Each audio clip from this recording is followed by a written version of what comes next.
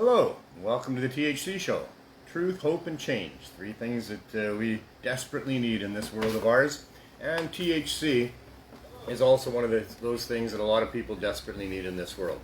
We're going to talk about a number of those things today. And on the show today, of course, for the 420 session, we'll have 8 out of 10 Glenn from CannaMatch.ca.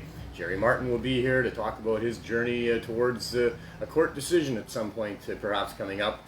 And we'll visit, as usual, the Healing Wave CSP hippie van and see what's going on there.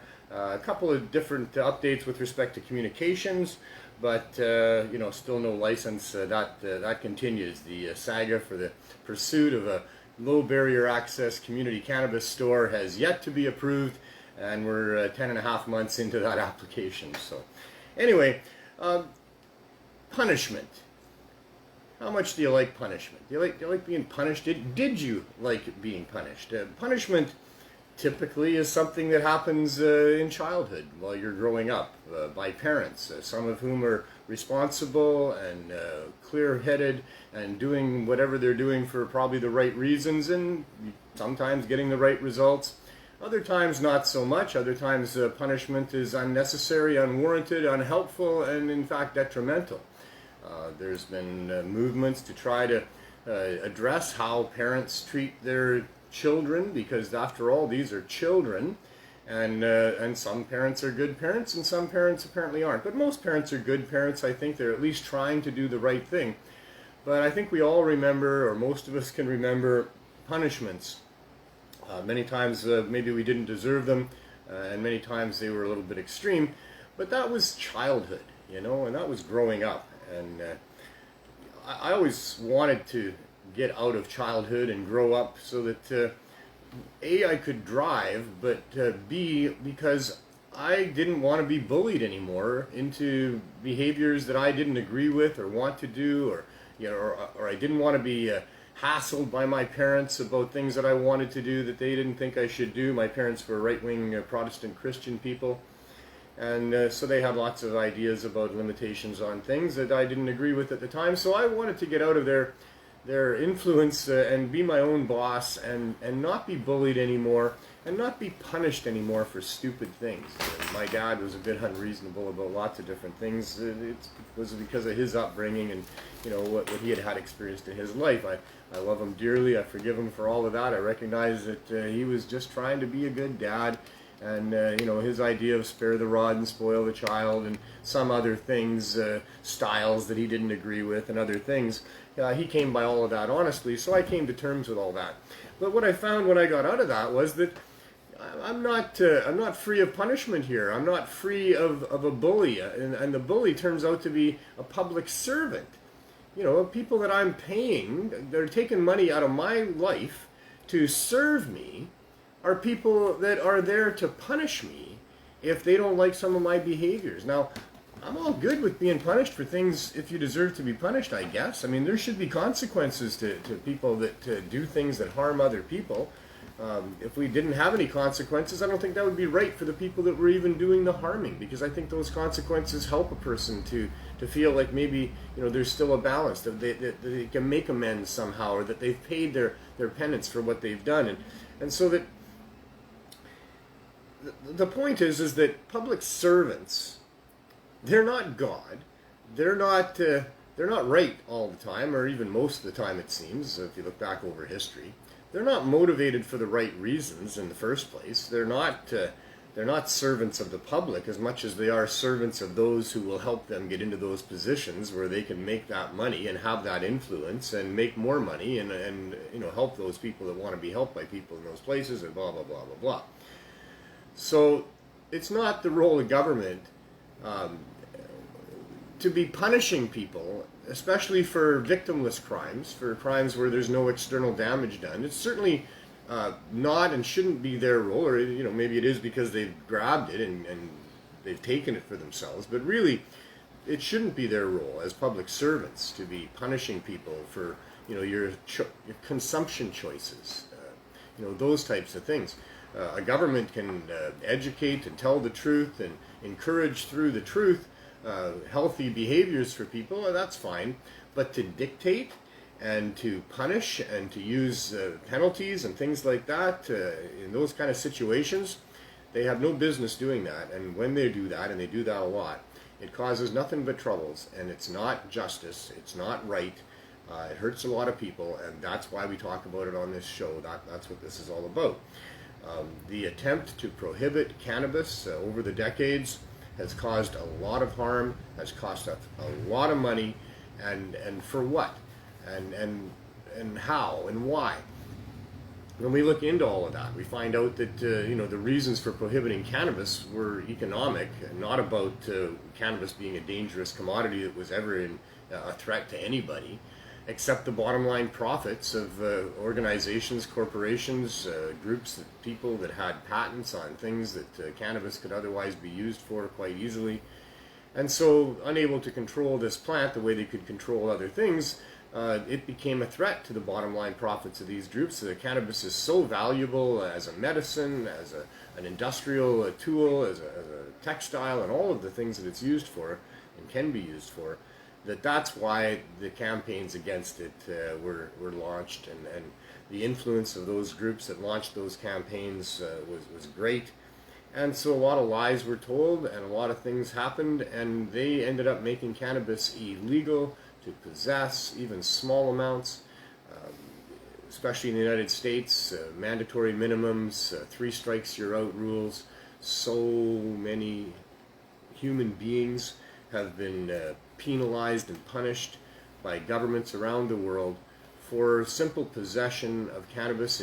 In Canada, statistics up to 2018, up to 2018, were over 90,000 cannabis offenses, is how they word it. And of those 90+ thousand offenses, more than half of them were to do with simple possession of cannabis. So a lot of time and money has been spent, and effort has been spent to curtail the production of cannabis and the use of cannabis.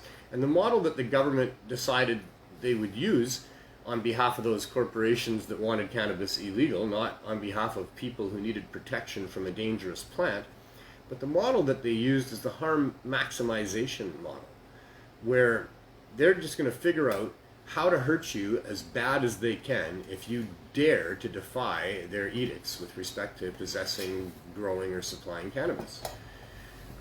The amount of damage that's done is incredible. Property and children seized, fines, stigmatization and discrimination that crosses so many different areas of life, from police to the courts to the doctors to the teachers, to banks, to insurance companies, employers, landlords. All of these groups got together, based on believing the lies of prohibition and reefer madness, and have discriminated against anybody that would dare be caught using cannabis. And so there's a lot of damage that happens as a result of that. That's all driven by governments. But the biggest one of all is cages. I mean, what kind of a world are we living in? We need to have revisited this a long time ago. The use of cages for people who simply disobey rules to do with what drugs you should have, or grow, or produce, or supply, are not just archaic, they're abominable.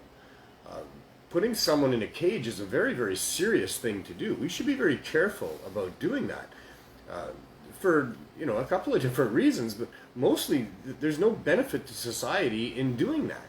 Society's not better off because a bunch of people to do with cannabis get put into cages for long periods of time. The sentences handed down in the States and other places around the world with respect to drug crimes is just insane. Putting people in a cage costs a whole bunch of money, number one. Whole bunch of money. It costs us as taxpayers to put this person in a cage. Whether or not they belong in a cage, that's another story. What are you putting people in cages for?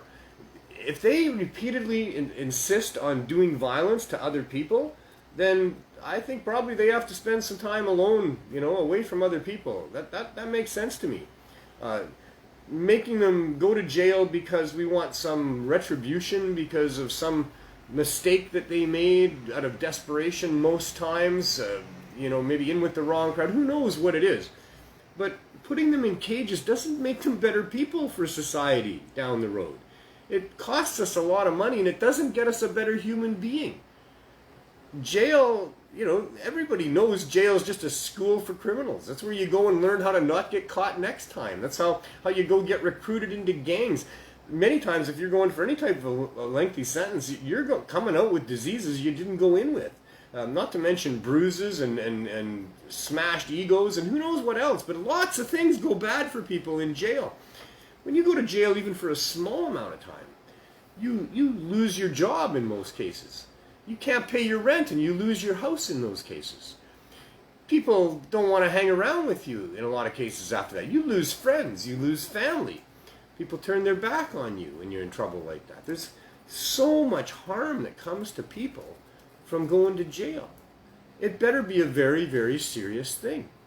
If there's a God overlooking all of this, and we're going to be punished in the end for the mistakes that we made and the bad choices or whatever, then so be it.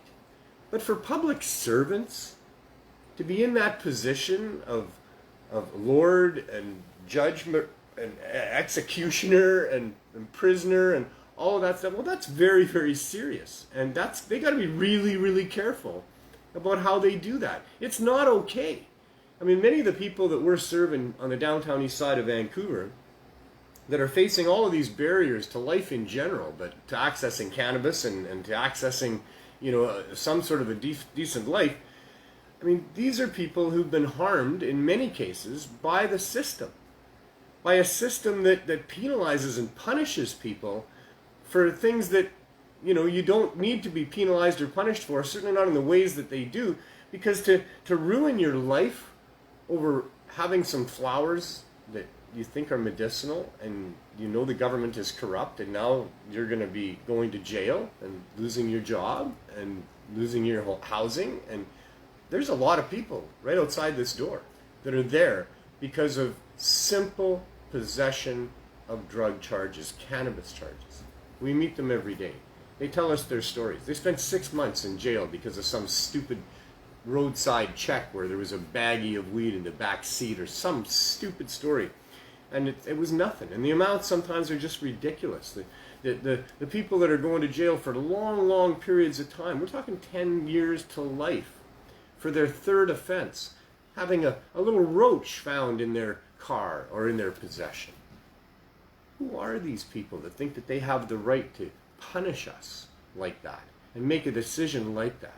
That little roach, that bag of weed in the back seat, that reefer that you're smoking after work every night or on the weekends, or even people that are really using so much cannabis every day in an attempt to try to get wrecked or an attempt to try to get fixed. Both of those things happen. None of those people are being harmed by those choices anywhere close at all. Nothing like what the government decides that they should penalize you and punish you with in an effort to stop you from doing that. This is ludicrous. This is insane. It's not the role of public servants. It's not what we want, and it certainly isn't what we need. What we need is a revisitation of what the role of these public servants should be in our lives.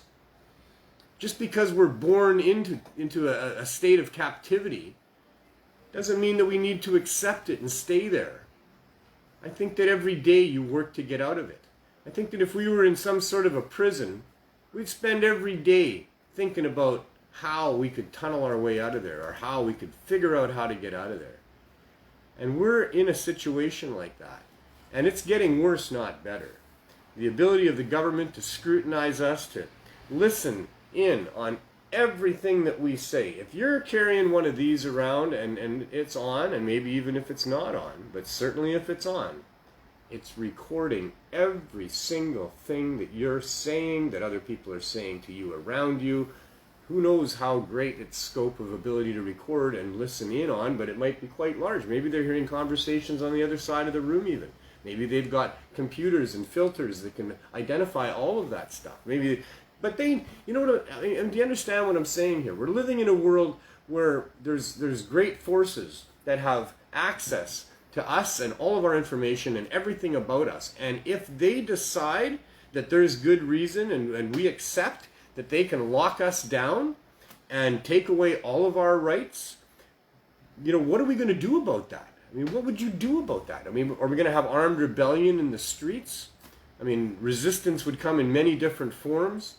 But we just need to do our best every day. It's our job as human beings that are born into this space and find ourselves actually, you know, kidnapped in a world where powerful, rich forces have great influence on our lives and could have even greater influence on our lives, and we're at risk of that. The fight for freedom requires regular daily vigilance.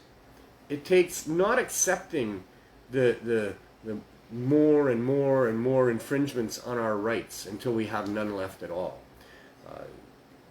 Maybe some of you know the story of how you can boil a frog. You can't boil a frog by throwing a live frog into boiling water, because he'll just jump right out. But if you put frog into a water that's tepid and you heat it up gradually, you can boil them. And that's what's going on here, and it's been going on for too long. Our public servants are not our servants. They don't have our best interests in mind anymore. They don't work for us. It's been clear through the efforts of whistleblowers, Snowden and others, that, you know, we are being surveyed. We are being treated as if we are property. And, you know, we found out in the last 16 months here that we can be forced into all sorts of different situations by the governing bodies. So we need to be vigilant every day. We need to stand up for our rights. We need to make sure that we're doing everything that we can. We can't do everything. We can't even do much in many cases. There's very little we can do, but we need to do things. We need to do what we can do. And if we all do what we can do, and if we all try to work together on that, well, then maybe we can have a future where there's limitations on the public servants, where there's accountability on their behalf if they are going beyond what their role should be. We should clearly define what their roles should be.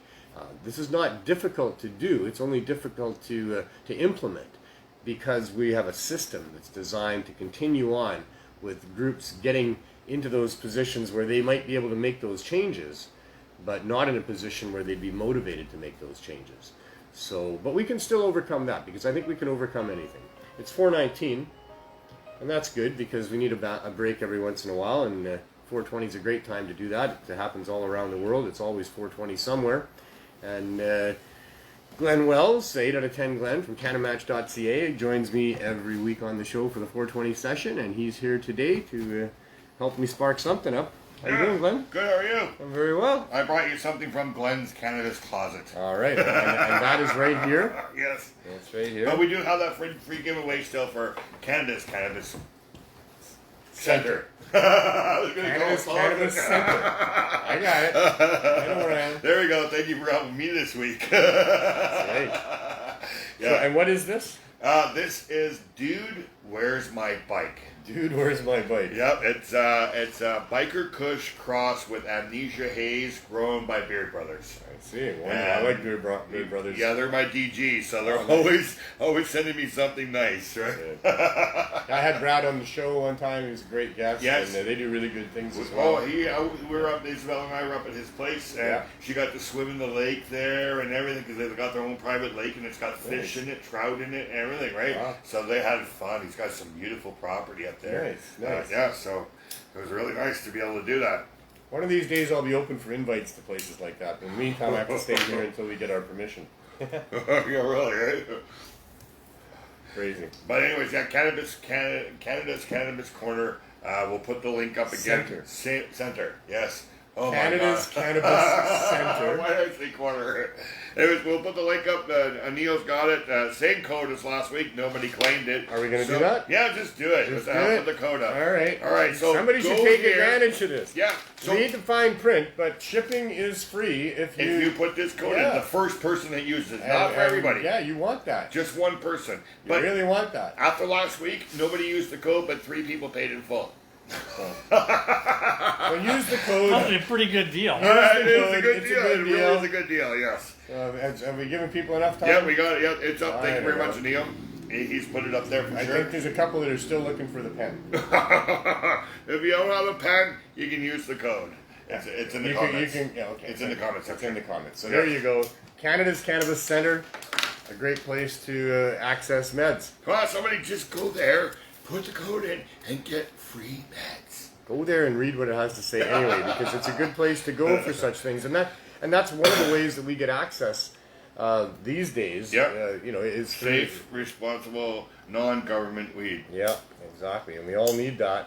I really feel bad for those people that live in places where there's really nobody that they know that's growing cannabis or providing cannabis, and there's like only a government store. Yeah. But you can order online, and not everybody can order online either. But for those that can, that's a better way to do it. Don't order online from the LPs. I don't recommend that at all. No. No government stores. Yeah, support your local green market. We still need to do that a lot. And that's the thing, is people need hookups, and that's what CannaMatch.ca is all about. Yeah. They've really kind of separated a lot of our community through this whole thing. They've divided us. A lot of people think it's over. A lot of people that supported the fight for legalization think that we got legalization. The average person, even the average cannabis consumer, we met them yesterday, BC Bud Day. Kudos to the organizers of BC Bud Day yesterday. That was good. Vancouver, what?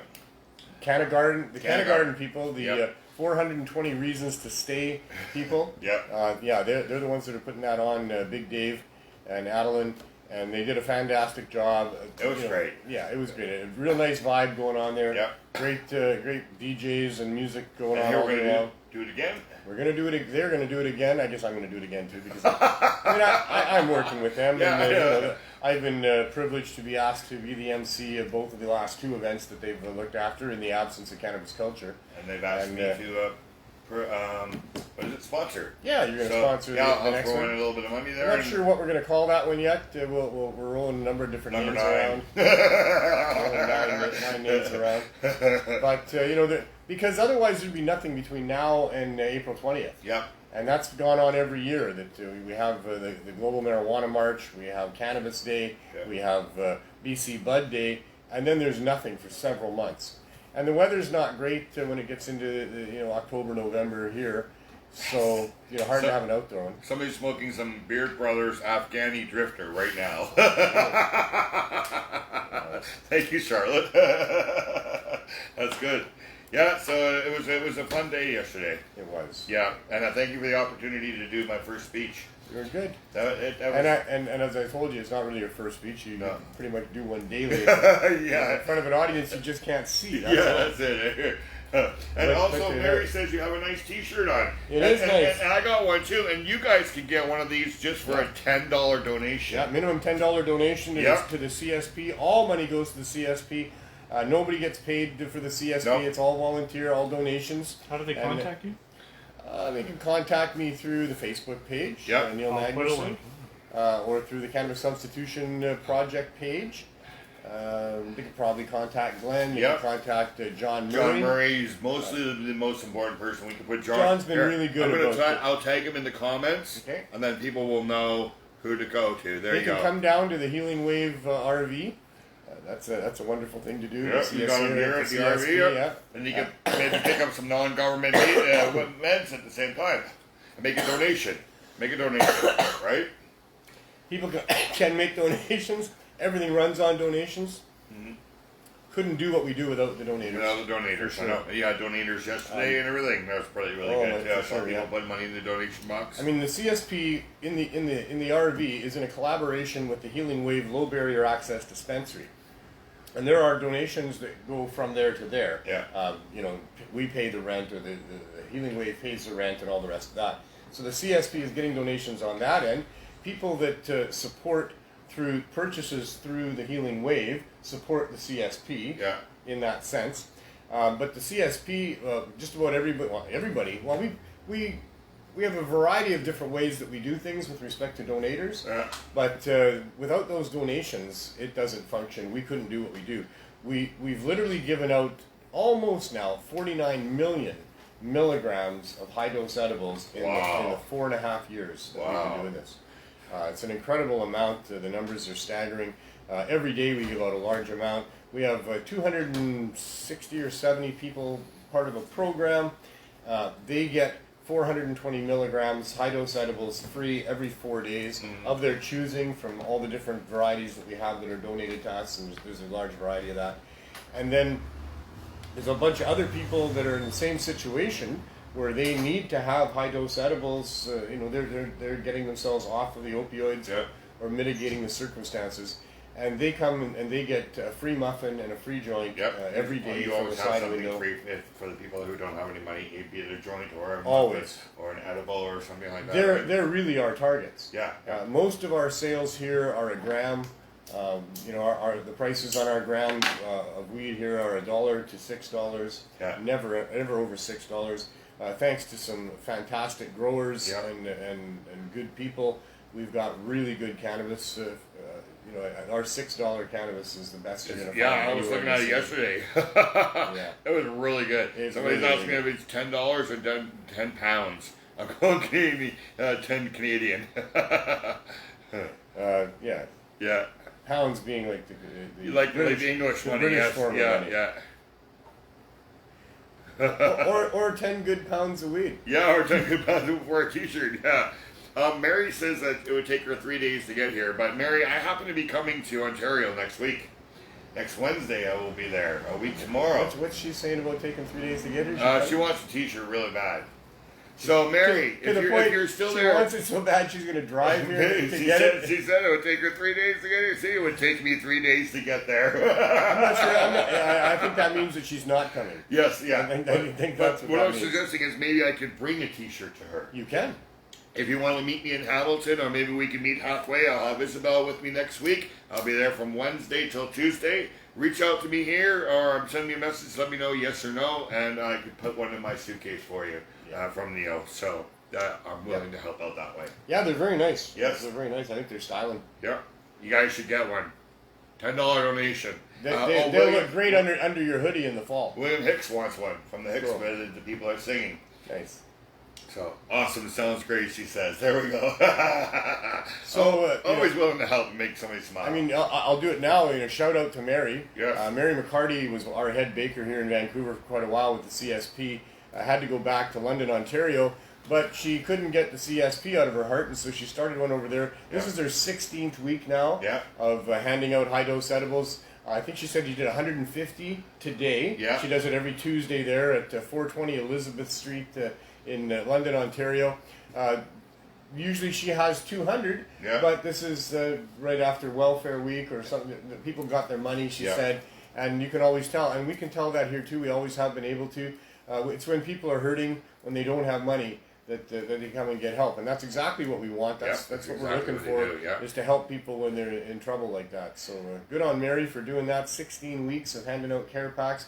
Good on all the people that are helping Mary. The police are cooperating with her too. Yeah, they weren't there today at all. No, but they were last week. They were just watching. Yeah, they observed last week. They had come a couple of weeks before that, and one female officer informed Mary that what she was doing was illegal. It seems the females like to tell you that, or her that. No, you had the same response from the Vancouver police lady. No. You mean Candace Murphy? Yeah. And then you told her, well, you're going to still continue to do what you're going to do. Well, I'll have to tell you that's illegal. I've been told by other VPD officers, no offense, Candace, you've probably come by it honestly, but Candace Murphy is the VPD officer who's in charge of the rest of the VPD cops on the downtown east side.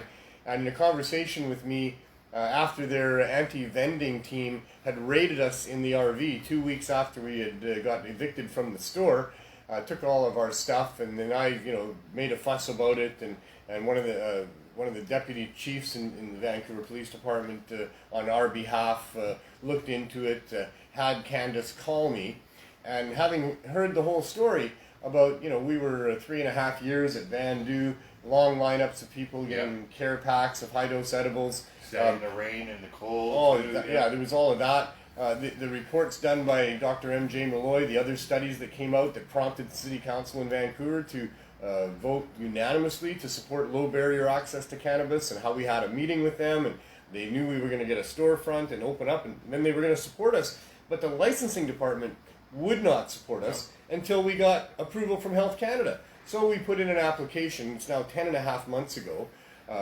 for licenses for us and our suppliers. And we've been waiting all this time. They actually put that in there with an emergency request for a ministerial exemption from the Cannabis Act until the licenses could be figured out so that we could keep doing what we're doing without risk of arrest and not being able to get a bank account and all the rest of it. And none of that has been responded to, other than we did just hear from the guy at Health Canada, Benoit Seguin at Health Canada. He wrote us to say, and that's in response, I must say, to our fantastic lawyer, John Conroy, who was contacting them because the federal health minister in Canada has decided there's $116 million for people that will put forward proposals to help with the opioid crisis from a grassroots level, looking at different ways to come up with options for people, safe supply options, and exactly what we're doing here with the CSP and the Healing Wave, and exactly what we put in an application for 10.5 months ago. They're now stating they want this, and they got all this money to give somebody to do that, but yet they won't even give us permission, let alone a license. So John contacted them and said, it was with great interest that Mr. Magnuson and myself read this latest press release, and it turns, we noticed right away that this is what we're doing exactly, and so, do we need to apply again through this proposal, the SUAV, I think it is, or can you transition our application over that way as well, or this and that. So Mr. Seguin wrote us back.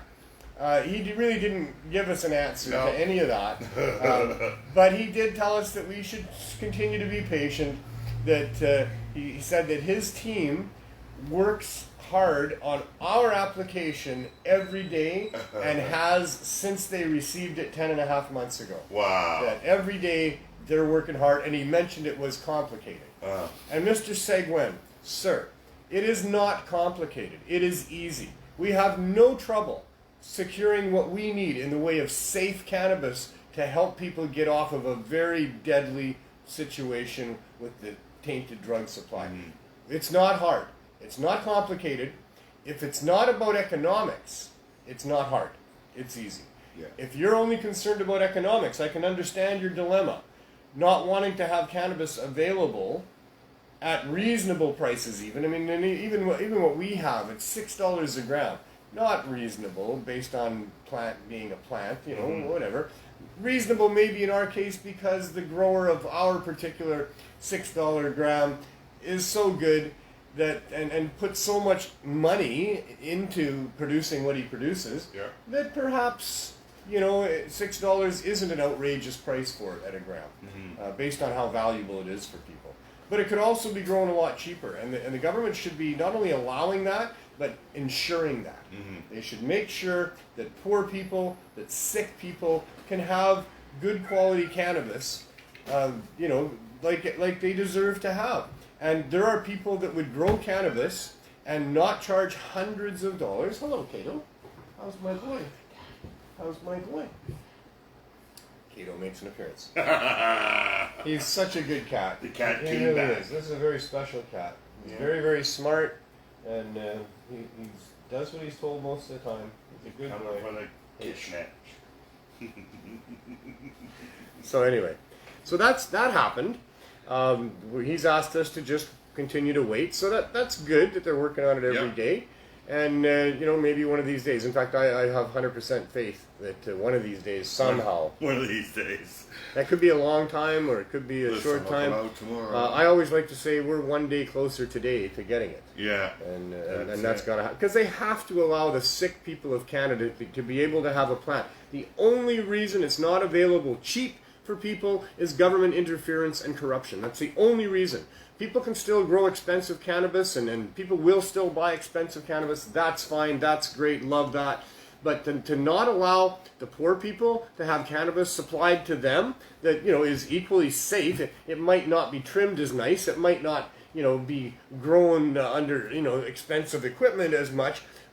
But it's still good cannabis. You can still grow really good cannabis outdoors, in greenhouses, whatever. And it doesn't have to be expensive. And sick people need that. Poor people need that. People getting off of opioids, they need that. Yeah. They need to be able to go walk into a store without any fuss at all and get some good cannabinoids, high-dose edibles, concentrates, good flour, and get it cheaply, because they can get meth right down the street, 3 or 4 different locations, or crack, or down, or the other things that are being used here. There's spice here, and it's cheap. It's cheap. So if they can get that stuff cheap, and it's easily available in tents under, guys holding umbrellas, sitting on chairs on the streets here, guys standing on the corner, whatever, it's easy, it's cheap here for all of those other substances. Very little interference by government with any access to that stuff. They might not have a storefront, but even that they do, because lots of these storefronts around here are fronts for, being able to go in and get something with your purchase. Yeah. I mean, so, but, they might not have an open storefront like just about every other store has and what we're asking for, but I'll tell you, you come to an area like this, and I'm sure there's lots of those in other areas across Canada, easily available, easily accessible. Here, they need to have cannabis as an option, as or more easily accessible than these other drugs. Mm-hmm. And if they had that, that's what they would choose. I'm telling you, that's what they want. There's people here that would love to transition off the drugs that have got them all messed up onto cannabis, but in their mind they can't, for a number of different reasons. And there's those dealers that don't want cannabis in the neighborhood either. Absolutely. Right? You've had a little friction from that in the beginning, did you not? We've had, there's a noticeable presence throughout my time here since the early days at the Herb School of different groups that don't like the idea of what we're trying to do here because it cuts into their potential profits. Exactly. So be it. Having said that, we've done very well. You've done well. Yeah. Well, it's just an option. It's in being able to do that. Yeah. Right? Yeah. Like to be able to set up in a neighborhood like this and offer an alternative to people from what's here available, and be accepted too. Doesn't probably sit well with the bottom line profits of many of those other groups. But we also have had contact in many ways over those years, myself personally, with lots of these people that do that. And I'm told that we're supported for what we do, that it's okay for what we do, that they understand that there's people that are getting products off of them that are not using them properly, are all messed up in their lives, and they do, most of them have some compassion for what we're doing here. So that's why we've survived for all this time. It's been over a year now that we've been right here in an RV parked on the curb, literally like a quarter of a block from Main and Hastings, and my vehicle personally has been broken into 3 times here. Most of the vehicles get broken into around here all the time, but the RV has been not, and we think we're protected because of what we're doing is accepted. There's a guy here, Michael Harry, he says it's a shame that you don't give free bud in Australia. Well, Michael Harry, you know how you change that? You start a CSP program in Australia. Grow some weed, find people that'll grow weed, use some of that weed to make concentrates, to have flour, and to make edibles, and that can happen there too. But I don't know, I've never advised anybody to risk their liberty and their property and their family. Choice. We just but people need to do that, and that's how it gets done. It really doesn't get done any other way. I had this conversation. Martha and Willie. Can you imagine? Martha and Willie were the two VPD police officers on bicycles that first made contact with us yesterday, and they're wonderful folks. Really, they were very nice. At least they were to us. Police can be many-faced, but they were okay with us. Willie, after listening carefully to what Adeline and myself had to say to him, he repeated it back to us very clearly. So this is your position. They told us that, and this is coming also mostly from the Park Board, but now being presented to us by the VPD. The Parks Board were the genesis of these 4 conditions for us having our protest there, because they were going to allow a protest in the park, but there was to be no structures, tents, booths, stages, no amplified music, and no parking in the parking lot, and no smoking anywhere in the park. And did we start any fires? No, of course not. Thank you to all the people who attended who did not start a fire Yes, while thanks for not smoking a burning down joint. the grass. While smoking a joint. So, you know, we were very clear. Yeah. We would capitulate mostly on one of those three, or one of those four, but the other three were off the table. Yeah. And that was that we would not take down any the stage that we had erected. We would not let people put up booths. We would not have amplified music, and we would not have smoking. So, a lot of nots there. And so they threatened us, not Willie and Martha, but it came through them. Yeah. But you know, they were clear that this is the higher ups that they were contacting, and you know what was going to be the decision. And the decision was no, you can't have the stage and amplified music. And we're like, well, yes, we can. And we offered, and we did. We held off starting the event at 11 o'clock, and even at 12, we waited, I think, another half an hour almost before we started. Because they said, can you wait until we get the final decision from the police board or whatever? Yeah. Oh my God. I said, you know, it doesn't matter what the decision is, we're going to still have our event, and we're going to keep our stage and our music. Yeah. We will, for just the fun of it, you know, allow the time, you know, a little bit of time before we start, whatever. Yeah. So we did that. And then they came back and they said that. They said, no, you can't have the stage. And we said, well, we're going to have the stage. And they said, well, then we're going to come and take the stage away. And so we were prepared for that. And then Adeline, talking to them subsequently from that, said, you know, if you come and try to take the stage away, then I'm going to have to sprawl myself over the stairs and hang on tight. And this officer is going to have to peel me off and arrest me. And none of us want that, do we? No. And people were making calls to Global News to get a crew down there and stuff to see if this was going to happen. Yeah, we were a little bit tense for a little bit. And they came back. But they at that point, a little bit of pondering, just a moment or two, and they said, all right, you guys can have your event, and we're not going to bother you. And they drove away, and they also left the gate open. They had the gate closed. They were only letting cars out. We moved all the cars out but mine. I wasn't going to move mine out without a bit of a fuss because I ain't got mine towed. Yeah, but not from the parking lot. No, not from the parking lot. Because you didn't park in the parking lot. I didn't park in the parking lot. I did what they asked us not to do. Yeah, and you weren't even parking against signs. No, this poor little pipe and you're glass, the second time today. Oh, I use that every once in a while. It's a really nice glass pipe. Yeah. I use this one all the time. And thank you to Jimmy Scoden because he actually chipped in $50 towards me getting my car back very out. nice. So thank you very much, Jimmy. That was very nice. So yeah, and then they came back a little while later. Actually, they were there to hear some of what I had to say from the stage, so I was pretty happy about that. Yeah.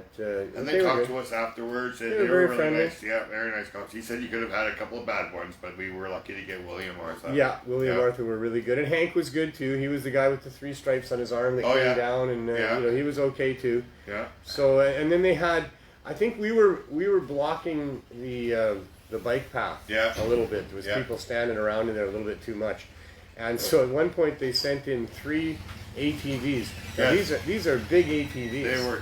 They're huge. These are next level. These are like Terminator, Transformer. You know. I don't know, but the cops looked really small on these great big ATVs, all lit up. You know, these lights blinking and shit like that. And 3 of them in a procession. And they drove through fairly quickly, but nobody was standing in their way. No. They didn't stop at all. No. I did get one nod and a smile off the lead guy, but the other ones just straight ahead they went. There was lots of jars of weed on tables as they drove through. They were all fine with that. There was Mushrooms, big bags. sign, shrooms for sale, weed for sale. Do a thing. So nor should they. It was a great event. No one was harmed. And with the grass, they said they would have the fire department give us a $600 fine for violating the no smoking bylaw during an extreme fire alert. Yeah. And I said, look, we're not going to have a fire. We're not going to burn down the grass. He said, well, there was another place in Stanley Park where we just put out a grass fire. Yeah. And I said, well, that might be true, but we're not going to have fires here. And he said, can you guarantee that 100%? And I said, well, no, but would you bet me that we're going to have a fire? From a joint. and he said, no. And I said, do you know how bad that would make us look if we had a fire here? Yeah. How much that would be used against us? Yeah. You guys use the garbage against us when we always clean up the garbage. Thank you to the volunteers who did that take yesterday. pictures halfway Yeah. through cleaning up the garbage and say, look how they left it. Yeah. And that's never been the truth. We've always cleaned it up and left it cleaner than we found it. We cleaned the park before we Yes, I was started. just saying that, yeah. And I say we. It wasn't me, No, and but I'm it was- not the organizer. No. Canna Garden and 420 Reasons to Stay are the people that did all of that. They did it all. We are the people We who might have set the participated. example, Yeah. you know, but Dave's been at this for as long as I have, and doing a great job of always looking after that end of Yeah. things, of never being a nuisance, never leaving in a mess. We don't leave litter anywhere for anything that anybody does in all of our community. And the Canna Garden people and the 420 Reasons to Stay people have done a great job. They did a great job yesterday. Like I said, they had the park cleaned of a lot of debris and I litter. saw them actually doing it. Yeah, Yeah, and we had. That was early, I think the cops said that they saw what. Yeah, and in fact, Yeah. Willie said he saw what it looked like before we cleaned it. Yeah. And then, of course, it was left spick and span as Yeah. always. Yeah. And so, yeah, it was a great day yesterday. You know, I mean, we didn't have That's the what we're numbers gonna of people that we would have liked to have had No. and have had at other events. Well, we're just starting. Because we've had the shit kicked out of our movement and out of our rallies Yeah. and everything. So we'll see. It's coming back. It's coming back. Well, It's thanks, coming Glenn. I back. No appreciate problem. you We will see visiting you so next long. week, sir. We'll see you next week. The day before I leave for Toronto. Yeah. Take care and have as much fun as you can. Well, I will. So I'll be back. that's 99, isn't it? No, this Next is week? Yeah, 99 next Yeah, week, and there then you the go. week Then you after come back. 100. Yes, There you I'll go. be here for 100 for sure. Nice. And then we'll have that special cake too. Very I'm cool. Sure you'll stick around for that. Right? CannaMatch.ca, Yes, that's okay. everybody check Yeah. into CannaMatch.ca. That's a great way that we can all connect with each other and If talk you to can each help other. somebody get meds safely in your town, join CannaMatch.ca. It's right? it's not all about love and hookups, No. but it can be, and that's an added bonus for sure. About But, friendship, love, it's about and friendship, and weed. finding somebody to talk with, finding somebody who can help you find meds, because Yeah. that's a thing that's very difficult to do sometimes. Safely. Safely. Yeah. Safely, yeah. So great job. We'll talk to you later. See ya. All right. So next up on the show, we have the Martin Medical Moment, and you know, we've been following Jerry Martin for a long time now. I mean, I've been following Jerry for a very long time, but he's a fellow that was one of those brave souls that opened medical dispensaries back in the day when we thought that we were getting some traction, some support from the courts. There was a lot of dispensaries that had opened up in Vancouver. People that were in the medical need of cannabis, needed to have a storefront to go into, and so many people stepped forward and made that happen with actual storefronts operating as businesses, even though they wouldn't get licenses and permission, and even though they were acting against the Criminal Code of Canada. These places were still adamant that this was the right thing to do, and Jerry Martin was one of those people in Saskatchewan of all places. He felt that he would be accepted into the mainstream of businesses if he did things right, and he really tried hard to do things right, having doctors give confirmation of diagnoses for illnesses and screening everybody that way. All of the different protocols that dispensaries were using, Jerry used. He also followed what he had heard Trudeau say with respect to being transparent in your operations if you're in that gray area of illegal dispensaries.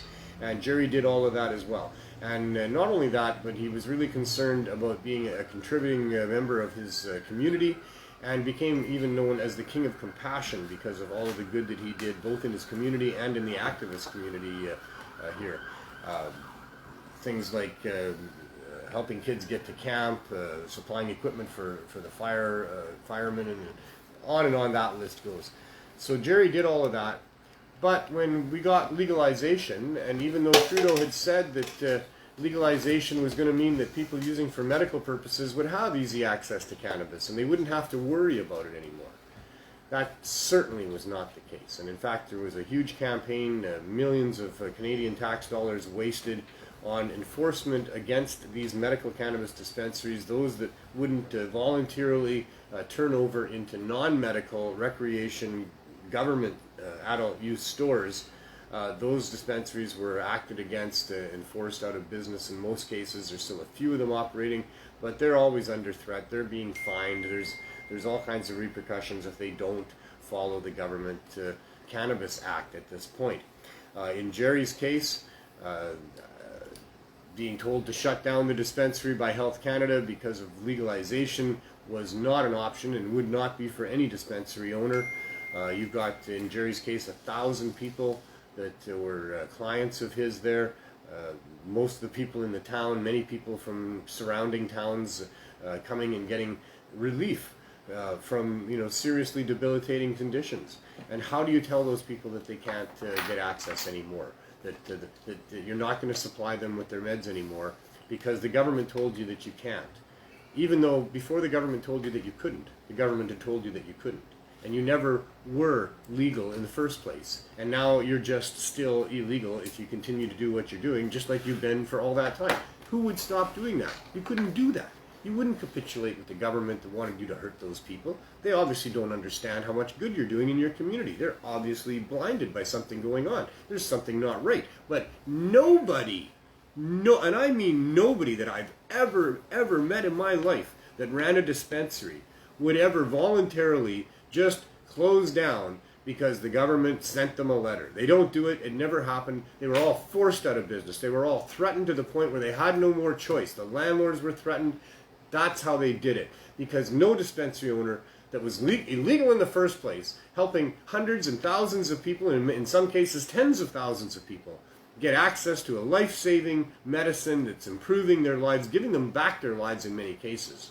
Nobody's going to turn their backs on those people and stop doing what's illegal because the government says stop doing what you're doing because it's illegal. So what happened? Jerry got arrested. He got his possessions seized.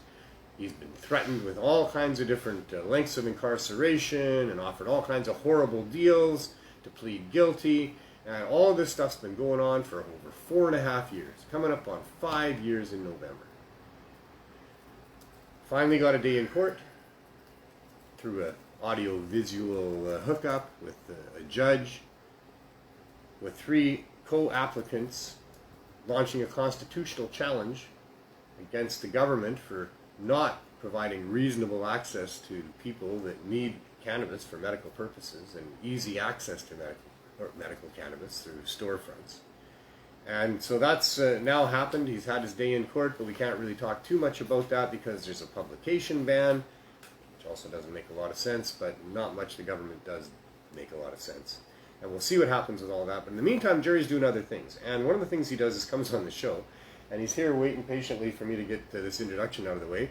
And I want to find out what's going on with him because he's on a great path to try to help in another area, well, similar, overlapping area of drug prohibition with respect to cannabis, and that is the pursuit of the freedom of thought.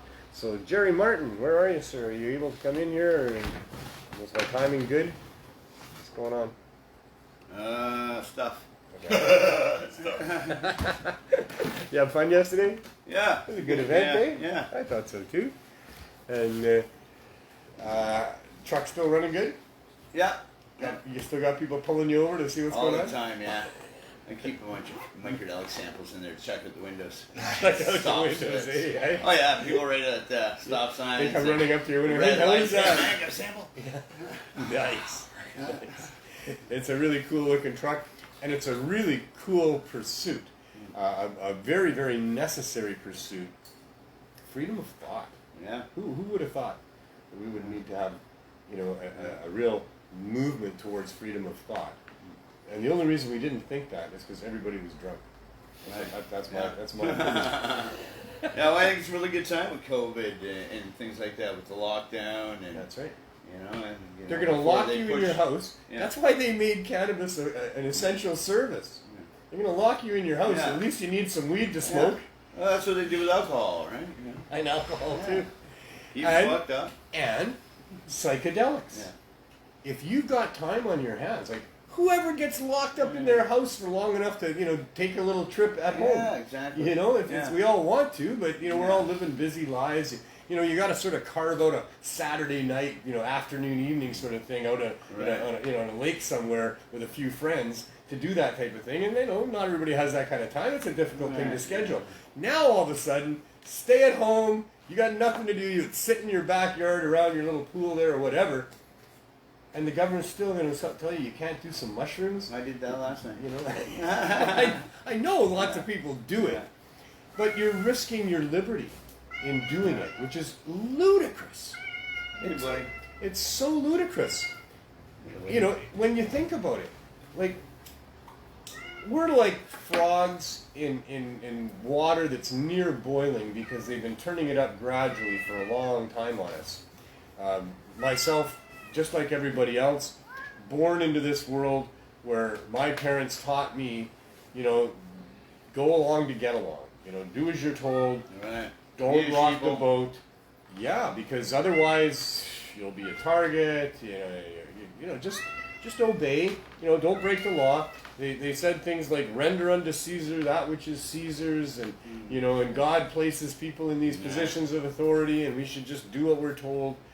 And no, that's not the case at all.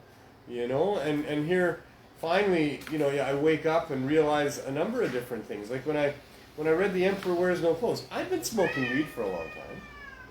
I knew it wasn't right that it was illegal. I'd even been going to pot rallies for 5 years and not really properly listening to the people at the megaphone. It wasn't microphone back in those days. There were smaller gatherings. But there was people that would get on the megaphone and talk about prohibition and this and that.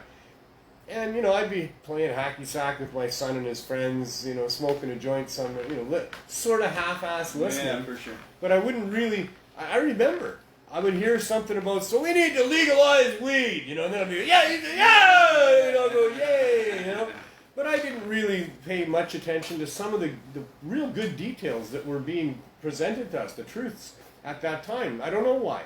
But then I had my epiphany, where helping out with David to do the herb school renovations and taking the safety meetings and reading The Emperor Wears No Clothes and going, holy shit, really?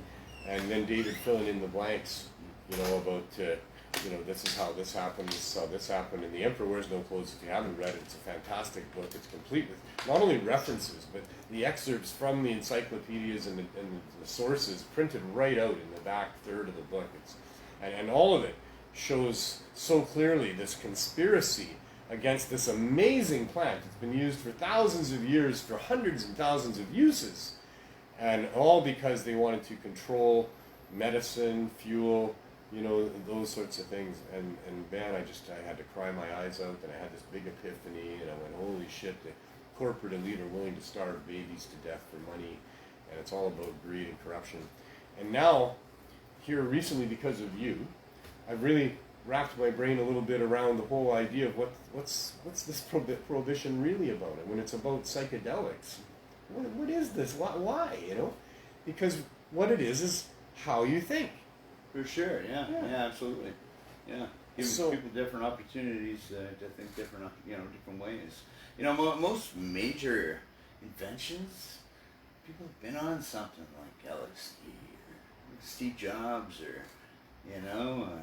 I've had some good ideas. I've had some bad ideas, but I've had some good ideas in my life, and many of them are correlated to when I went through the cannabinoid hyperemesis of a purge and restore, of vomiting for a few days with nothing left to vomit and then a few days later I have a little break where I feel like I can eat something, and I have a bit of soup, and then I have a day or so and an evening of clarity, of amazing clarity.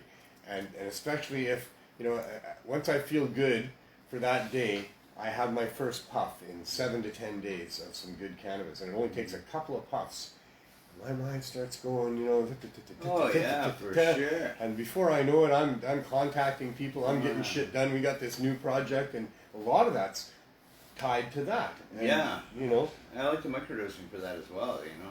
Get you going in the morning. And it's not just recreational. It's not just that, you know, an average human with an average life just, you know, decides that they want to take a Saturday afternoon and evening and drop some mushrooms or drop some acid or whatever it might be. It's not just that. It's not just that the government's saying, no, you can't do that. That's having too much fun. That's too dangerous for you. Yeah. You know, we need your thoughts to be not, flying around. It's not just that. It's when people are fucked up. It's when people are really messed up in their life. They're really hurting. They're into patterns of behavior that they can't break. Misuse of substances is a great example, but more than that too. And when there's good evidence, anecdotal and otherwise, that the psychedelics can help people, PTSD, for God's sake, the government scares the shit out of us, sends us I gave to war. somebody LSD for their first time last night. Oh yeah? How'd that work? Okay. Nice. They could not stop smiling, and they couldn't understand. They just said, "I'm not a happy person." and they just couldn't stop smiling. So many great revelations, Yeah. you know? Yeah, and they're looking at the stars and the trees, and There's it's good to watch people there. There's lots of theories that early man became as advanced as quickly as we did because of using mushrooms and sacred plants, and a lot of the cave drawings and some of the images and some of the stories really indicate that I had a big boost in our ability to really think differently and outside the box and what have you. So for these things to be prohibited with criminal law and criminal harsh penalties and all of that. Man, oh man, we got to do something about this, because it's not right. It's never been right, but it's never been less right than it is right now. When we think about this, when we really are having our minds opened a little bit, there is an awakening, I think, of people in some ways, and there's a deadening of people, other people as well going on. There's a huge divide that's happening that I'm seeing that I don't like at all, orchestrated by nature or government, but both. Obviously, it's a combination of nature and government that's done this right now, and we'll see where we end up. But life is like a pendulum. There's corrections when there's overcorrections, and there's always a pushback on things. And I'm interested to see where we go, and when the cream rises to the crop, when the truth starts coming out, when good people start speaking up and standing up and coming together, we can do great things as a human race. And I see Thursil's doing a constitutional challenge there, Section 7, I think. And Therasil is... mushroom therapy. I see. Yeah. Paul's our lawyer as well. I see. Yeah. And that will involve people with, or not. Yeah, I believe it. I End of life but I conditions? think it's end of life. Yeah, end of life things, Yeah, right. for sure. But it's a And it start, needs to- right? It opens the door, so. Yeah, and it needs to be so much more than that. It needs to be the beginning of a new life for people that have been Exactly. They shouldn't have to not wait till the living end their of their lives. life to learn how to deal with their life. That's right. Oh, I finally get it. I don't have to be angry all the time. Yeah. Oh, I'm dying now? Oh, too bad. Yeah. I don't want to die now, because I'm not angry anymore. Or I think there's more now. But it really helps people cross over. I've given quite a few people, their last dying wish. Like Are you THC gathering or- stories? No, not at this point. But still. that's in your plans? It's in the plans. Because I meet people that want to tell their I story. sent off the contract today, in a partnership agreement for the medical doctor for MindTech. Right. So he messaged us this morning wanting it, so I got it. And MindTech is about supplying people with microdosing kits. Microdosing is isn't going it? to be part of it. I think in the end, we're going to be doing all kinds of different dosages. But you have two different endeavors. Yeah, so microdelics. So microdelics is pretty much microdoses that you will make available to people Yeah, commercially. it started out with microdosing kits, but I've got all kinds of different. Well, and even a microdosing now. kit. I mean, if you've got several days worth of microdosing, well, that's 1 day's worth of nuts. Yeah, and the kits are great. A lot of people, can't, they don't understand how to mix it, or they're afraid to mix it with the wrong thing, or it's just a time saver for them. But so. you have clear information for people. With Instructions. Instructions are in the box, English and French. On the box, in the box, on the website. All that kind of stuff. Not so much on the website. No. In the boxes. No, I'm trying to clear up the website a little bit with that information. It's got to be sold for research purposes. So I just got to watch what I'm doing to comply with the law, and Of course. Yeah. That's a good thing to do. But it does. There are instructions in the kit that for those who are using this in a place legally. But yeah, for sure, I use them all the time. People can do whatever they're going to do. That's it. Once it's in their position, and you can't control that. Yeah, no. I mean, look how much alcohol people can buy. Yeah. You can buy enough alcohol to kill yourself 3 times over and walk out of the liquor store. We don't, There's no control on that at all.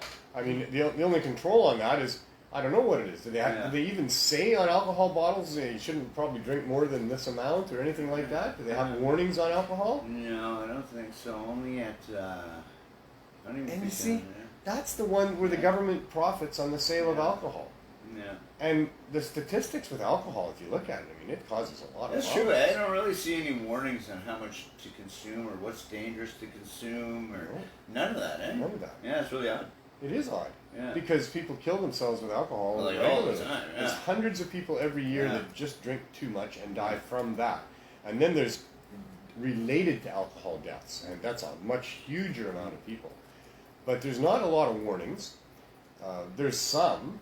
Yeah. You know your limit, stay within. No, that's Yeah, well, that's it's for the gambling. commercial. That's Yeah, for that's gambling. what I was gambling came up to my mind. I think they do that. They put out commercials. I think they do that in the casinos, so then I get sued. So on the island last night, they had a road check go on for 2 hours only.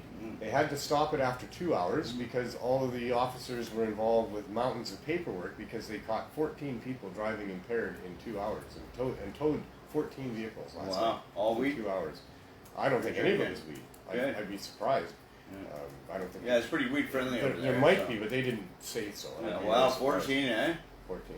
2 hours. A lot of people still drink and drive. Yeah. So irresponsible. So anyway, what else is new with these things? Anything? Yeah, just looks like we're moving forward with the doctor, so just. Anything anybody can do to help? Not yet, not Not at this yet? point. Yeah, we're And- getting there though. And you're what, 4 or 5 weeks, 6? No, right? You're not Yeah. 6 weeks from actually having your I don't know. second It's opportunity yeah. at the judge. Yeah, it's already the third, eh? So yeah, well, 1 month away. That's 6 weeks in a day. Yeah. Okay, so it is 6 weeks. Yeah. So yeah. Yeah. And then you present, your lawyer, I guess, will present final arguments. The lawyers will do that. And you're not going to get to say anything again, probably. No, son. Yeah. You haven't been told there's any re-examination or anything. No, I don't think so. No. So it'll just be closing arguments. Yeah. I have good faith in the lawyers with that. I thought the opening remarks by the lawyers were very, very well put together. We'll see what happens with the closing arguments. And then no idea of when the decision will come on that. No. So, and that's a huge decision. I can't know. We never know these things. Yeah. But I think that it's hinging a lot on what's going on with us as well. I suspect that they're going to wait until your decision comes down, because that affects what we're trying to do with our storefront as well. Yeah, I don't know how many constitutional challenges are left going on. I think Chris has still got something going on. And is Health Canada just waiting for these things? That's Yeah. all. I mean, if they are, it's a bit irresponsible in my opinion. We need to have that temporary exemption. Yeah. To So you're not something you can file because they didn't respond? There is, and I think we're just waiting a little bit longer. We're past the 10.5 month mark now, since we have applied. I suspect we're not going to let it go much more than another month and a half. Yeah. And then, we can launch a challenge against them as well, or maybe get some sort of a injunction against them to allow They us didn't to. respond, yeah. Yeah, because Yeah. we can demonstrate quite clearly, I think, that people's lives are being put at risk by their inaction. In that we're being hampered in our efforts to do what we're trying to do here. Not being able to get a bank account is really huge for us. Having to still operate without legitimacy with our suppliers and even our donators, puts us at risk. It's no way to have to live your life. Yeah. It's a lot of stress. Yeah. We got a letter from Professor Zachary Walsh, and one of his main points in there is that our organization, with what we're trying to do for people here in the downtown east side, with providing cannabis to offset the use of opioids, should have no obstacles put in front of it. That's what he said. There should be no obstacles. Smart guy, that guy. Yeah, he is. Yeah. And yet, all of it's an obstacle. Been around a long time, huh? Having to move out of the store was an obstacle. Operate out of an RV is certainly an obstacle. Worrying every day about when the police are coming up the street, are they going to stop? And now we're starting to get complacent again. We're starting to take it for granted that they're not going to do that, but we have no way of knowing that. We don't know at all. On any sort of couple of different whims, they could decide to come and shut us down. So it's no way to have to do our program. It's outrageous in my mind that we're still met with the inaction by these public servants Mr. Seguin says that they're working on it every day. He said his team is working every day on our application. They've done that since they got it. Every day. What he said, every day. Well, And we should just be patient. And it's complicated. He said it's complicated. yeah. And for us, it's not complicated Yeah. at all. The only complications we have are there because of their inaction and the Cannabis Act and the regulations that they have in place. That makes a little bit of what we're trying to do complicated. If they removed us from that, it wouldn't be complicated at all. We could easily supply a much larger number of people with what they need to get them off of opioids if we simply had the government out of the way. And here we are. So at some point we will take action against them.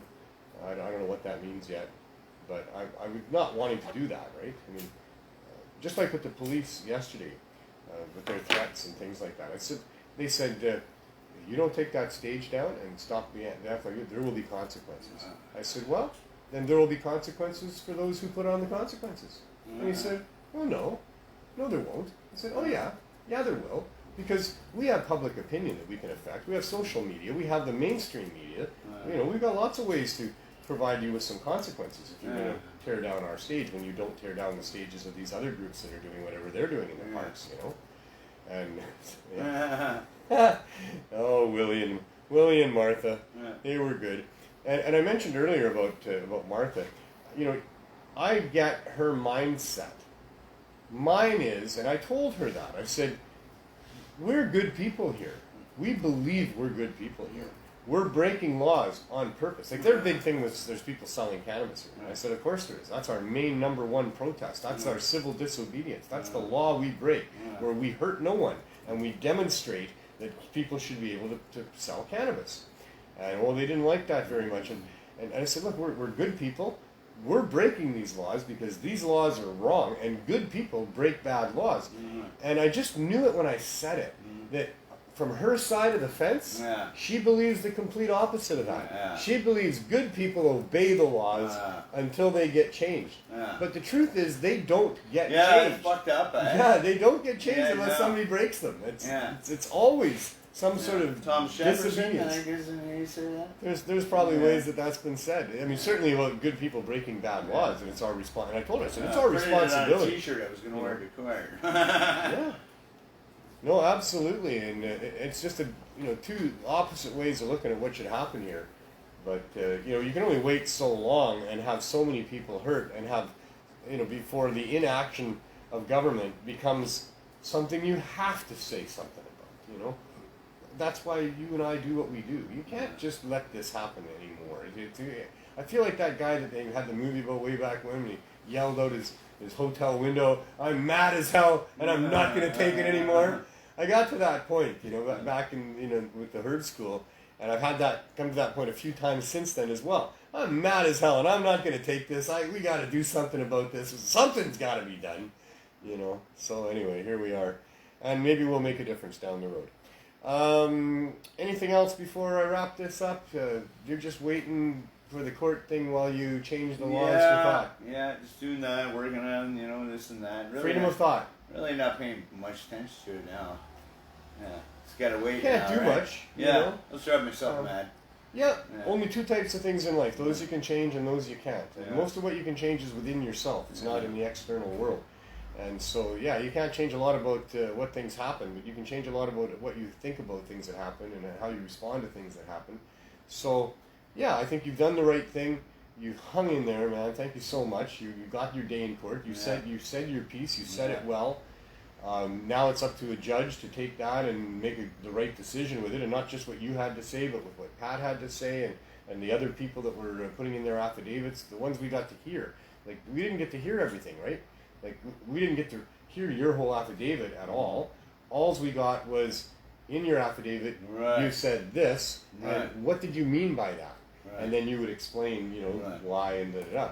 But your actual affidavit is before the judge and not in the public realm. Right. So we'll see what happens, and then we'll see, whether or not people get to have a storefront to go get some cannabis in or not. Yeah, we'll see. We'll see.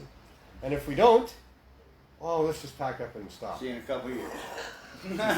Exactly. And maybe that's what they don't get about us. saying no to us doesn't mean we pack up and go away and say, oh, well, we tried. Yeah. You don't stop trying until you get what is the right thing to get. Yeah. And just because they say no doesn't mean that the answer is going to be no next time. Yeah. And we're going to find a way. Because sick people and poor people, people that are struggling with addiction based on trauma that happened to them, Swear it's just growing down nothing here. to do. Today's a lot It's, down there's so many people down here that, you can see that they've suffered so much trauma in their life. And most of it started in childhood, but not all of it. But traumatized by, childhood and the slings and arrows that happen with childhood molestation, rape, incest, and all of that is one of the biggest drivers. But there's a lot more to it than that as well. The way some people are punished. I started off the show today talking about punishment and who gets to punish you, and how do you feel about being punished, and what good does it do if we punish people, and putting people into cages? What good does that do for anybody? Yeah. All of this. So. We'll just see if we can eventually get what we're looking for, but we're not going to stop until we do. I told the cops, I said, if you come and try to take away the stage or give us fines, we'll fight those fines. We will not let you take the stage away without hugging it and each other or whatever. It won't be easy, and it'll all be videotaped. And we won't stop. We're willing to let you say yes or no. We like to ask for permission. It's your guys' job to give us permission. You're the public servants. We're the public. This is a public park. We have a valid thing to talk about here. We asked for permission. Just because we don't have a permit, it's not our fault. It's your fault. Still public park. Fucking job is to give us a permit. I'm sorry, anybody. You still haven't called me Mike, by the way. But it's their job to give you a permit to, and for burning down the park. I said, if we burn down the grass, which was in terrible, terrible shape, by the way, the grass that they try to protect there, which wasn't even grass, it was mostly sand with little completely dry, tiny little twigs all over. It wouldn't burn at all anyway, but I told him, I said, if we did that, I wouldn't fight that fine. I'd pay that fine. I'd probably feel like I should pay double whatever that fine is. That'd be stupid as hell to start a fire in a park like that, We're not going to do that. Anyway, very good, Jerry. We'll continue to soldier on, and 5 weeks from now we'll find out, if we're any closer to what we're looking for. If you're any closer to what you're looking for, opens out. We'll get there. And have as much fun as you can in the meantime. All right, you too. That's the best idea, I think so. See you, brother. Cool, man. We'll talk to you soon, and carrying on. So, we've been fighting this fight for a long time. The fight for freedom itself has been going on for a very, very long time. We, the people, us, our family of ordinary people, the masses, dumbasses, we've been just trying to live our lives as best we can in a complicated world for a long, long time. Our parents did not have it easier than us, and their parents didn't have it easier than them. Maybe in some ways life was simpler. It was easier to know how to comply and how to obey and how to get along and how to earn enough money to live and how to feed your family and all the struggles that human beings have for so long. It's been going on for a long time. Everybody's always looking for a better life. Everybody's always looking for a better way. They're looking for things that will help. And the quest for our freedom to be able to choose that has been led at the forefront with the quest to be able to access cannabis. It's been a horrible battle, and it never should have been. It never should have happened like this. But greedy people without ethics, who either knew or didn't know that they were going to result in so much pain and hardship and loss, went ahead and told lies that they knew were lies, right from Harry Anslinger to Richard Nixon to Nancy Reagan to all of these people for all this time that just knew they were telling lies, but they still told lies. Maybe some of them were well motivated. Maybe some of them really thought that drugs were the scourge of the earth, and kids were going to get lazy and stupid and not go to work and become communists if they actually smoked some reefer. Maybe some of them believed that. Maybe they thought that they could tell lies that would scare the hell out of people and keep them away from using cannabis. Or even worse than that, they could be the ones to implement laws that would criminalize people, that would harm them as much as you could possibly harm them. Take away their reputation. Take away their kids, take away their money, take away their ability to get a job, put them in cages, and far worse than that goes on. Far worse than even what I just said goes on. Executions for people who disobey in over 6 countries around the world. The penalties and the punishments of ordinary human beings by governments and tyrants because you're not choosing the drugs they want you to choose is one of the worst and most horrific blights on our whole civilization and society and species. That we allow powerful people to harm our communities the way that they do for their own greed. Well, it's a testament to how far we've yet to come to really get to the peace and prosperity that we can have as human beings if we learn to live with each other, learn to love each other, and learn to protect each other from these greedy, unethical bastards that have for so long exploited us in all of these terrible ways. And so it is so obviously wrong. It is so obviously completely upside down. It's not debatable. There's no question about it. Cannabis helps people. It's medicine. It works with your endocannabinoid system as a supplement to help you sleep and help with pain and all these other things. And because cannabis helps in all of those areas, and in some of those areas it's serious for people. Some people are in serious pain for a number of different reasons, and cannabis helps with that. The one that's the biggest one now, though, the one that's risen above, I guess, all the rest, and I don't mean to put down the people that have MS, and I don't mean to put down the people that use cannabis because they can't even get through their day or get out of their bed or get out of their wheelchair or whatever without it.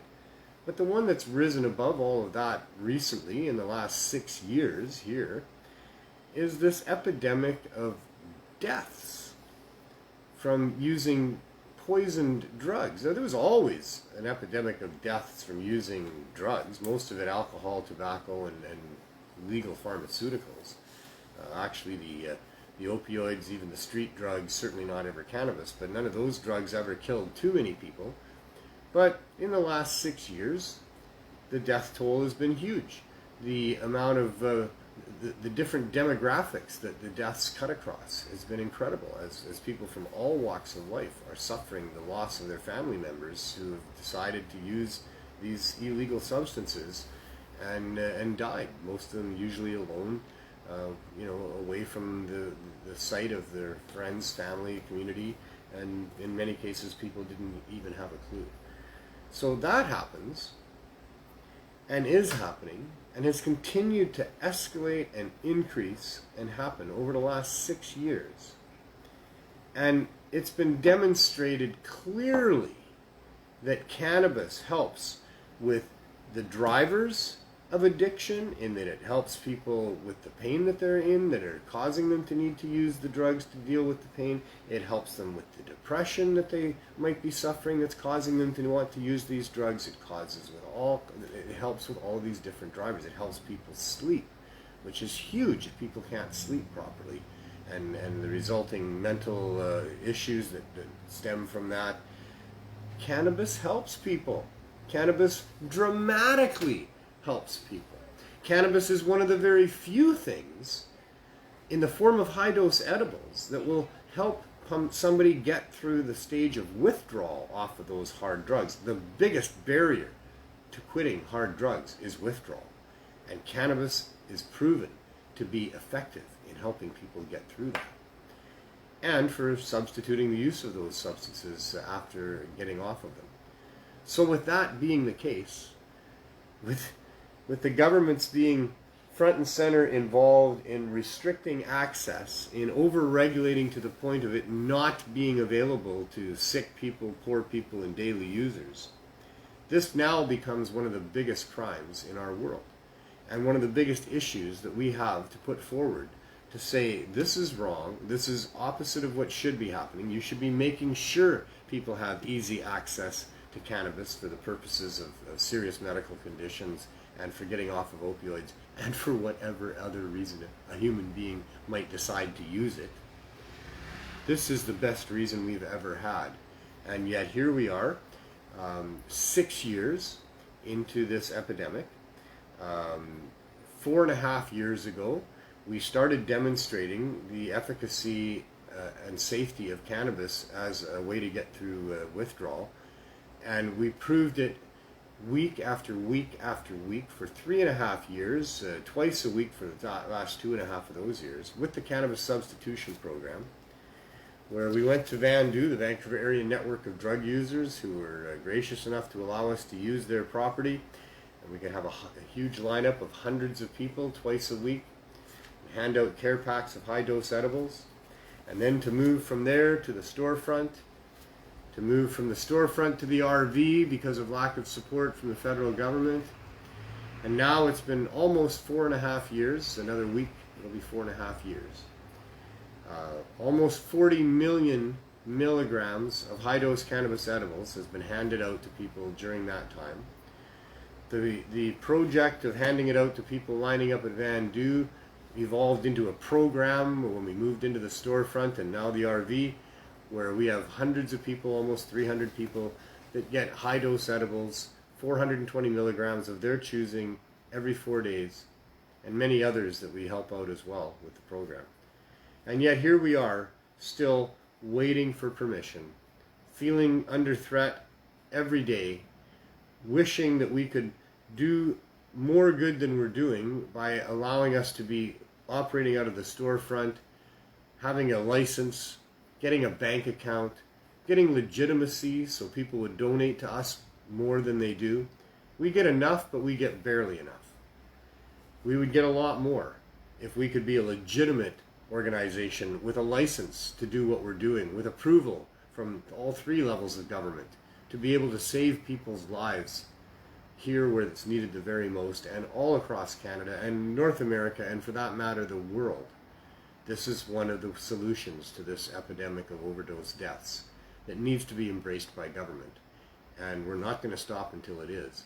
But the point is the fact that it's taking so long, the fact that they've not acted in our favor to support us in all of these years, and especially in the last 10.5 months since we presented them with a completely wonderful, comprehensive application, complete with every single good, positive reason why we should be able to continue to do what we're doing. Something that anybody, with some degree of ability to scrutinize something, I could be way less kind, should be able to look at within a couple of days and go, this is a no-brainer. These people have been doing great work down there. They're supported by every other group in the neighborhood that does harm reduction. There's been no problems with the project and the program that they've been operating. There's been no problems in them supplying low-cost cannabis as well to people. This needs to be able to be supported. We should support this right away. We should encourage these people. We should fund these people. All of that should be happening, but it's not. So we remain in an RV, patiently waiting, and we will patiently wait. But we won't stop, that's for sure. While we're waiting, we're continuing to do the best we can, help as many people as we can, not turn anybody away. Those people that are relying on us get to count on us, and we've been able to be counted on. That will all continue, and we'll just see what happens down the road. But in the meantime, let's go pay a short visit to the people in the RV and see how they're doing.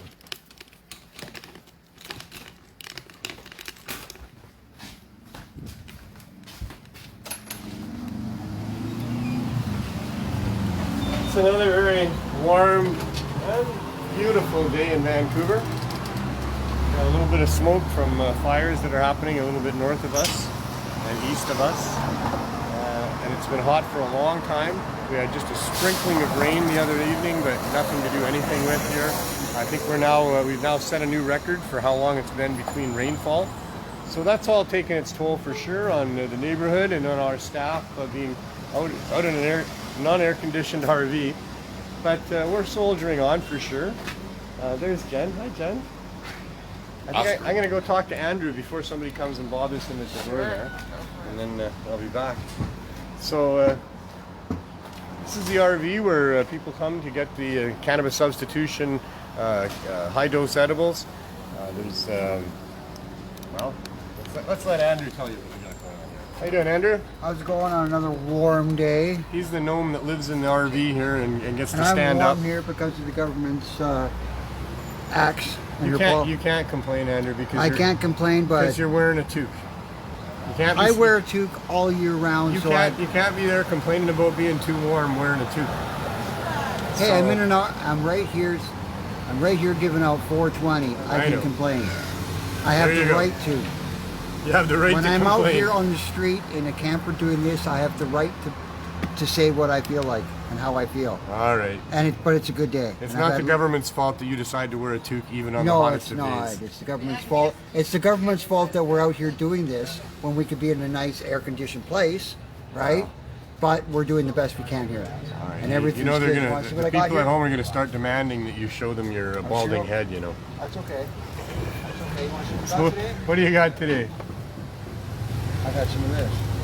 Oh, okay. What I got today? Better than last week. Most everything was in the cooler. I just got a donation of some what we call Nerds candy on top of some gummies. Nice. I got some mushroom chocolates. Nice. It's probably about a 0.2 microdose. Nice. I got some gummies right here that's 500 milligrams. Right? And I got some cookies here from Joe Pepper that are 100 milligrams each. Oh, and you've got an ice pack in there. And I've got an ice pack to keep it cool. We're doing whatever we can out here, right? Very nice. I got another box over here. So we still got stuff from Robert and Roberta and I got some brownies Gorilla right. Ganja. I got some gummies right here, 100 milligram gummies. Oh, are we? Okay. I got some brownies right here. Nice. And I got some cookies right here from Robert. Beautiful. And we will make it. Those have white spots all over them. That's okay. You're supposed to say, no they don't. That's the THC. Those white spots are on the plastic bags. That's the love coming out. The love coming out. Sure it is. Well, you must love what you're doing, Andrew, because you're here every day. I sure do. I love what I'm doing, and I'm glad all the people that donated were great. In this weather, people that are donating, it's great. And we have to deal with it. We'll deal with it, and we'll be here as long as it takes until they give us the okay. We can go back. We ain't stopping. I'm not stopping giving We're not stopping, but one day, maybe you and I will be doing this interview from the store and not from the back of the RV. I've been out there. It's a job out there, and it's hard. So if you're in the program, come get your stuff. Yeah. Come get your stuff because you're going to need it. Because that's no life out there. It's rough out there. Yeah. Very rough, and you want to give up all the time. The people tell us how much it helps them. Yeah, you want to get off the stuff, but you don't know how to do it. And if you're in the program, keep coming. We've got so many people that'll tell you that cannabis did that for them. Marijuana works. I have so many people with good solutions. I have a lady. And you're one yourself? I have a lady and a fellow that are together, and she says the pills have saved her life. And if we need a testimony from them anytime, they can give us one. Because they said they completely changed their lives. Yeah, lots of people are telling all the us pills that we've ever had in this program here have changed their lives. They only take pills. Yeah, we're talking THC capsules. THC caps, CBD caps. I have 50 milligram THC caps right now. Clear caps, and she loves them. She said they're great. Yeah, it really helps people so much. We know that. We've proven that. We keep proving that all the time.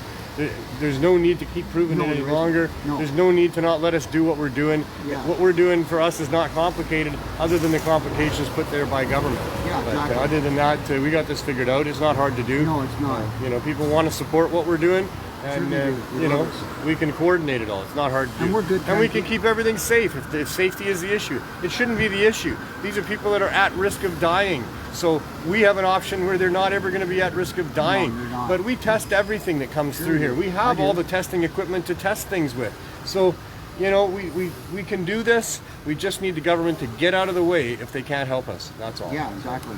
Anyway, thanks, Andrew. Okay, We'll see you in a moment here. Appreciate it. So I want to also mention, you know, Mary McCarty in London, Ontario. They're doing a great job. Fiddler's Green and Legacy 420 and Canadian Lumber helping her out, as well as Chris Backer in Halifax. Chris has been doing his project there, the Cannabis Substitution Project, East Coast, for 20 months now. Mary's just passed 16 weeks, but 20 months Chris has been handing out stuff there at the school that he does things at. It's an old closed down school where people come once a week on Mondays and get care packs. Usually a couple hundred care packs are given out. There again, it's all about the donators. It's all about the people that help out. Chris is just a guy that kind of, you know, is a conduit for helping these people get stuff put together and get it handed out. It's the donators and it's the volunteers. It's guys like Andrew and like Jen and the people that donate to us. That's who makes this work. And the fact that it does work is an amazing testament to our community, to the compassion of people, and we're really happy to be part of that. As you can tell from what Andrew has to say, this is a great job. Sure, we're faced with people that have lots of troubles in their life, and we get to see the side of society that society usually turns a blind eye to. But we balance the negativity of how we feel about all that that's going on and people's personal struggles with knowing that we're doing people a lot of good. And there's a lot of people that thank us every day and let us feel like we're helping these people. And they're people who deserve help. The people that we know that have been members of our program for all this time, we've come to know them quite well. We've come to know many of their stories and where they come from and what they had for an upbringing and what traumatized them in the first place in many cases. So when you get to know people and you get to understand how they got to be where they are, it really helps you have compassion for them in most cases, and that's what's going on here for sure. So real big kudos to Mary McCarty, to Chris Backer, and to the program that goes on in Victoria as well that spun off of what we're doing here as well through Solid. 5% battery power. Okay. I didn't even have that.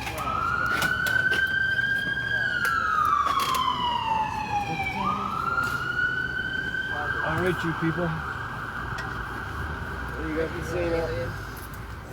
How's it going in here? Very, very warm. Yeah, it is warm again, eh? But we ain't Warm going, again.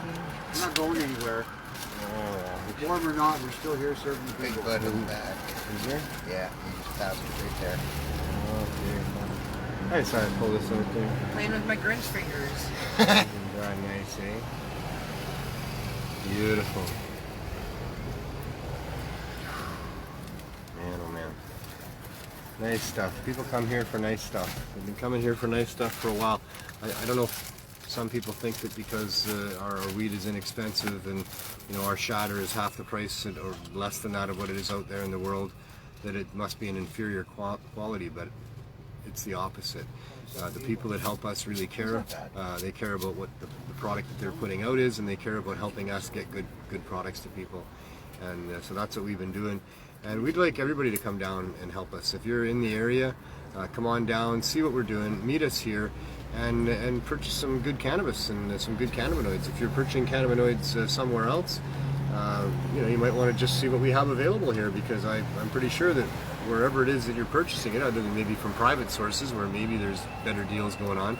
Well, but there's people that don't have to purchase either. If you're broke, you can come and get a joint and a month. Well, that's true. But no, I'm specifically talking to the people that can afford it at this point. I'm appealing to those people that if you're spending your money on cannabis out there in the world, I have yet to see any dispensary ever that's got the quality and the prices that we've got going on here for people, and we make sure that we get that going on, because people deserve to have good quality cannabis at good prices. So we need to have support as well. We need to have people that will come and buy larger amounts. Most of what we sell here is in smaller amounts, because that's the community that we're trying to reach here, and that's what we want. But we also need to have other sales of larger amounts to be able to sustain that. So if you buy your cannabis somewhere else and you want to see if there's a better deal to be had, we would